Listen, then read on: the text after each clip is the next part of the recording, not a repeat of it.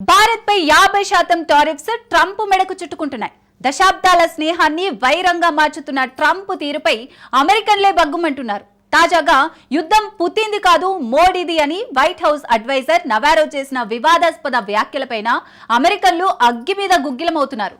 దీంతో భారత్పై tariffs Trump మెడకే చుట్టుకోవడం ఖాయం అనే విశ్లేషణలు వినిపిస్తున్నాయి.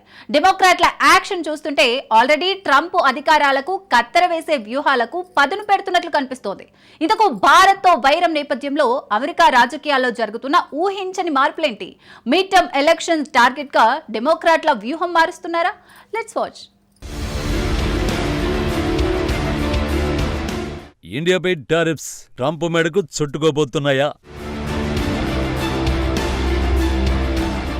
అమెరికా అధ్యక్షుడి అధికారాలకు కత్తెరపడటం ఖాయమా? మిడ్ టర్మ్ ఎలక్షన్స్ కేరఫ్ గా జరుగుతున్న వ్యూహాలు ఏంటి? It happens, of course, is Ukraine comes to us and Europe and says, give us some more money.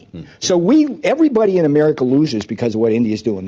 The consumers and businesses and everything lose, and workers lose because India's high tariffs cost us jobs and factories and income and higher wages. And then the taxpayers lose because we got to fund Modi's war, okay?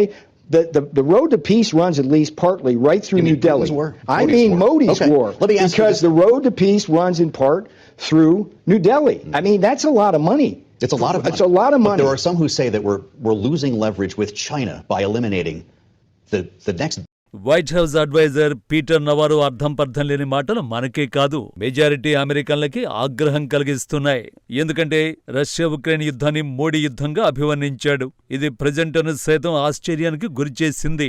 ఇది Putin వారని సరిదిద్దే ప్రయత్నం చేసినా కాదు, ఇది Modi యుద్ధమని నవారో రెచ్చిపోయాడు. Russia Ukraine యుద్ధం సుదీర్ఘకాలం కొనసాగేందుకు భారత ప్రధాని కారణం. రష్యా నుంచి రాయితీపై భారత్ ముడి చమురు కొనుగోలు చేయడంతో యుద్ధంలో పుతిన్ దూకుడుగా వ్యవహరించారు. భారత్ అలా కొనుగోలు చేయకపోతే యుద్ధం ఎంతకాలం కొనసాగేది కాదు. ఇది మోడీ యుద్ధం. ఇప్పటికే మించిపోయిందే లేదు. రష్యా నుంచి చమురు కొనుగోలును భారత్ ఆపేయాలి. రష్యా ఉక్రెయిన్ మధ్య శాంతి చర్యలకు భారత్ కూడా సహకరించాలి. మోడీ తీరు చాలా విచిత్రంగా ఉంది. రష్యా విషయంలో మోడీ ఎందుకు ఇలా వ్యవహరిస్తున్నారో అర్థం కావడం లేదంటూ నోటికొచ్చింది వాగాడు.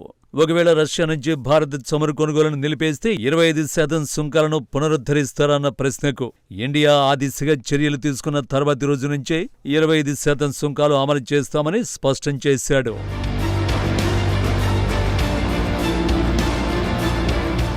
నిజానికి రష్యా నుంచి అధికంగా చమురు కొంటున్న దేశం భారత్ కాదు, చైనానే ఆ పని చేస్తోందని భారత్ కొన్ని వందల సార్లు చెప్పింది. కానీ చైనా పేరెత్తే ధైర్యం కూడా చేయని ట్రంప్ భారత్ పై పడి ఏడుస్తున్నాడు. ఈ ద్వంద్వ వైఖరిని భారతీయులే కాదు, అమెరికాలోని నాయకులే తప్పుపడుతున్నారు. భారత్పై 50% టారిఫ్స్ విధించడాన్ని తాజాగా డెమోక్రాట్లు తీవ్రంగా తప్పుపట్టారు. భారత్పై అంత పెద్ద మొత్తంలో సుంకాలు విధించడం సమంజసం కాదని విపక్ష డెమోక్రాట్ విదేశీ వ్యవహారాల కమిటీ ఆక్షేపించింది. చైనా కూడా మాస్కో నుంచే పెద్ద మొత్తంలో ముడి చమురును కొనుగోలు చేస్తోందని, ఆ దేశంపై అమెరికా ఇలాంటి చర్యలు ఎందుకు తీసుకోవడం లేదని ట్రంప్ను ప్రశ్నించింది. అధ్యక్షుడి నిర్ణయం అమెరికా ప్రజలను కూడా బాధిస్తోందని తెలిపింది. ట్రంప్ నిర్ణయం 2 దశాబ్దాలుగా బలోపేతమైన ఇండో అమెరికా సంబంధాలపై తీవ్ర ప్రభావం చూపిస్తుందని పేర్కొంది. రష్యా నుంచి చమురు కొనుగోలు చేస్తున్న చైనా సహా ఇతర దేశాలపై ఆంక్షలను విధించని ట్రంప్ సర్కార్ భారత్పై మాత్రం సుంకాలను అమాంతం పెంచుకుంటూ వెళుతోంది. ఇది కేవలం భారత ప్రజలనే కాదు, అమెరికన్ల మనోభావాలను కూడా దెబ్బతీస్తోంది. రష్యా నుంచి చమురు కొనుగోలు చేస్తున్న ప్రతి దేశంపైన ఆంక్షలు విధిస్తే సరే, కానీ ట్రంప్ తీరు అందుకు భిన్నంగా ఉంది. కేవలం భారత్పైన సుంకాలు విధించడం గందరగోళం సృష్టిస్తోంది. రష్యా నుంచి అతి పెద్ద చమురు దిగుమతిదారు చైనా. ఇప్పటికీ రాయితీ ధరకు ముడి చమురు కొనుగోలు చేస్తోంది. ఆ దేశంపై ట్రంప్ ఎలాంటి చర్యలు తీసుకున్నారు అంటూ న్యూయార్క్ టైమ్స్ కథనాన్ని కూడా డెమోక్రాట్ విదేశీ వ్యవహారాల కమిటీ ప్రస్తావించింది.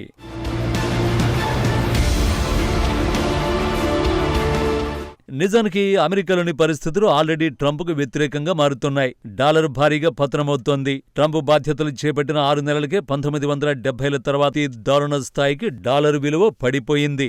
ఈ ఏడాది జనవరి నుంచి జూన్ మధ్యకాలంలో డాలర్ విలువ 10.8% పతనమైంది.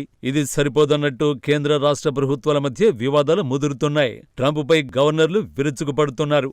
దానికి తోడు ఇప్పటికే విధించిన సుంకాలు అమెరికాను కుంగదీస్తున్నాయి. సరిగా ఇలాంటి సమయంలోనే భారత్కు మద్దతుగా ట్రంప్ ట్రంప్కు వ్యతిరేకంగా డెమోక్రాట్లు సీన్లోకి దిగుతున్నారు. ఎందుకంటే వచ్చే ఏడాది అమెరికాలో మధ్యంతర ఎన్నికలు జరుగుతాయి. ఈ ఎన్నికలే ట్రంప్ టారిఫ్స్ సరైనవా కాదా అన్నది తేల్చబోతున్నాయి. అధ్యక్షుడిగా ఎన్నికైనప్పుడు ట్రంప్ పాపులారిటీ 60 నుంచి 70% ఉండేది. ఇప్పుడు జస్ట్ 40%కి పడిపోయింది. ఇది ఇలాగే కొనసాగితే మరికొన్ని నెలల్లోనే ట్రంప్ అధికారాలకు కత్తెర పడుతుంది. అమెరికాలో ట్రంప్ తీరుపై విసిగిపోయి డెమోక్రాట్లను గెలిపిస్తే చచ్చినట్టు ట్రంప్ కాంగ్రెస్ మాట వినాల్సి వస్తుంది.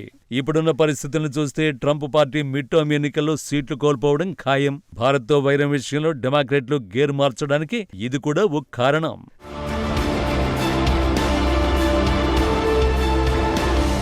మరోవైపు ట్రంప్ టారిఫ్స్ ప్రభావాన్ని ఎదుర్కొనేందుకు మోడీ సర్కార్ వ్యూహాలు చేస్తోంది. పరిశ్రమ, వాణిజ్య, ఇతర దేశాల ప్రతినిధులతో కీలక సమావేశాలు నిర్వహిస్తోంది. భారత్ ప్రపంచవ్యాప్తంగా సుమారు 200 దేశాలకు వస్తువులు, సేవలను ఎగుమతి చేస్తుంది. వీటిలో 40 దేశాలు కీలకమైనవి. ఎందుకంటే ఈ దేశాలు భారత్ నుంచి ఏటా $590 మిలియన్ విలువైన వస్త్రాలు, దుస్తుల్ని దిగుమతి చేసుకుంటాయి. అమెరికా సుంకాలతో తగ్గిపోనున్న ఎగుమతులను కవర్ చేసుకునేందుకు ఈ దేశాల సహకారాన్ని పొందాలని భారత్ భావిస్తోంది.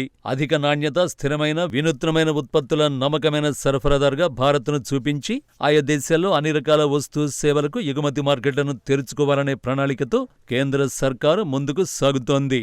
ఈ 40 దేశాల్లో బ్రిటన్, జపాన్, ఆస్ట్రేలియా, యూరోపియన్ దేశాలు ఉన్నాయి. ప్రస్తుతం ఆయా దేశాల ప్రతినిధులతో చర్చలు జరుగుతున్నాయి. ఆ చర్చలు వర్కౌట్ అయితే ట్రంప్ టారిఫ్లు భారత్ను ఏమీ చేయలేవు. పైగా ట్రంప్ టారిఫ్స్ కు చెక్ పెట్టేందుకు మోడీ సర్కార్ అసలైన బ్రహ్మాస్త్రాన్ని బయటకు తీయబోతోంది.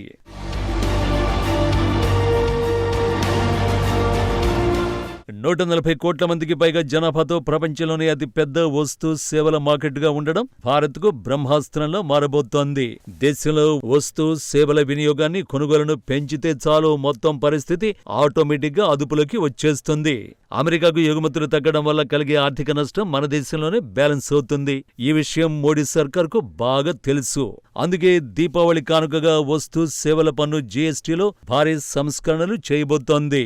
ఆ సంస్కరణలే ట్రంప్ టారిఫ్స్ ను తిప్పికొట్టబోతున్నాయి. కాస్త వివరంగా చెప్పాలంటే నిత్యావసరాల నుంచి ఎలక్ట్రిక్ వస్తువుల వరకు చాలా ఉత్పత్తుల ధరల్ని తగ్గించాలని ప్రభుత్వం డిసైడ్ అయింది. ఇందుకోసం వాటన్నింటినీ వీలైనంత తక్కువ జీఎస్టీ పడే కేటగిరీలో చేర్చాలని యోచిస్తోంది. అది జరిగితే మన ఉత్పత్తులు కొనుగోలు చేయడానికి మనోళ్లే ఎగబడతారు. అప్పుడు అమెరికా మార్కెట్ గురించి ఆందోళన చెందాల్సిన అవసరం కూడా ఉండదు. రీసెంట్ గా ప్రధాని మోడీ మేడ్ ఇన్ ఇండియా మంత్రం జపించడానికి రీజన్ అదే. సో ఎలా చూసుకున్నా ట్రంప్ టారిఫ్స్ తిరిగి తనకే నష్టం కలిగించడం ఖాయం.